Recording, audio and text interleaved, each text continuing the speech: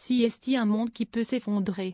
L'histoire se joue lundi, parmi la garde rapprochée de la patronne de l'extrême droite française. Le compte à rebours tourne au supplice chinois. Outre l'inéligibilité, 5 ans d'emprisonnement dont 2 fermes et 300 000 € d'amende ont été requis contre Marine Le Pen, au terme d'un procès long de 2 mois à l'automne. La prévenue jure de son côté ne pas y penser du tout.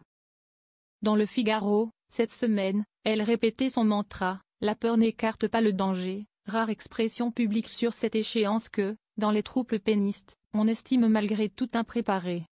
Il y a un côté amateur, s'agace un influent député RN, en rembobinant un film qu'il juge mal monté. D'abord, on a dit que c'était pas un procès politique pour, en fait, après les réquisitions dire, si, quand même, un peu. Le scénario s'est révélé, selon le même, mal écrit. Ce procès a révélé que si vous ne travaillez pas, vous ne pouvez pas prouver que vous avez travaillé. Et puis il y a eu quoi depuis la fin du procès? Interroge-t-il. Un 20h de TF1, le hashtag je soutiens Marine sur Twitter. Et puis CST tout. Qui sera présent lundi aux côtés de Marine Le Pen dans la salle d'audience pour lui témoigner de son soutien? On ne sait pas, on ne nous dit rien, on ne nous demande rien.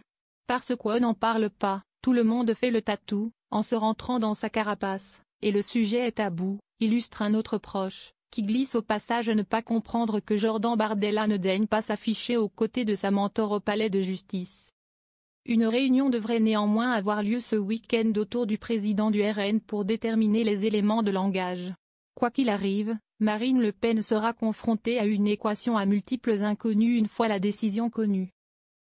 Si les magistrats du tribunal correctionnel devaient la condamner, la députée du Pas-de-Calais a assuré dans le Figaro qu'elle défendra à nouveau son innocence en interjetant appel. Ses proches s'interrogent néanmoins tout haut quant à l'opportunité d'un deuxième procès si aucune peine d'inéligibilité n'était prononcée.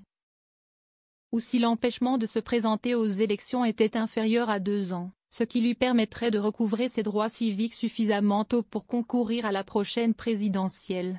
Inconvénient, ne pas faire appel d'une condamnation reviendrait à admettre sa culpabilité.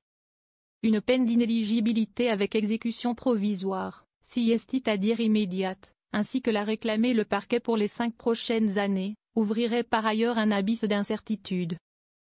Seule une hypothétique décision en appel davantage clémente pourrait alors lui permettre de se placer sur la ligne de départ pour 2027, à condition que ce deuxième procès ait lieu avant l'échéance électorale. Et puis si elle est condamnée à l'exécution provisoire, ça fait une préparation à la présidentielle particulière, quand même, CST une épée de Damoclès, observe un proche. Un autre, pessimiste, convoque pour commenter cette affaire l'ancienne Le Peniste du système, supposément derrière les malheurs du parti à la flamme, qu'il compare au bus du film Speed. Ils ne peuvent plus s'arrêter, sinon le bus explose. Manière de s'attendre à une lourde condamnation. Jusqu'à imaginer que Marine Le Pen renonce? Non. Le verbe est créateur, coucourt un député, refusant l'évocation même de cette hypothèse. Si l'idée d'un plan B, comme Bardella, pour porter les couleurs du parti dès la présidentielle de 2027 est réclamée par certains militants, aucun cadre, en revanche, ne s'y risque. L'opinion publique, si, dans une étude IFOP fiduciale parue début mars, 60% des Français pronostiquaient une candidature de Jordan Bardella à la présidence de la République dans 2 ans. Mieux, 43% la souhaitent. Un point de plus que Marine Le Pen.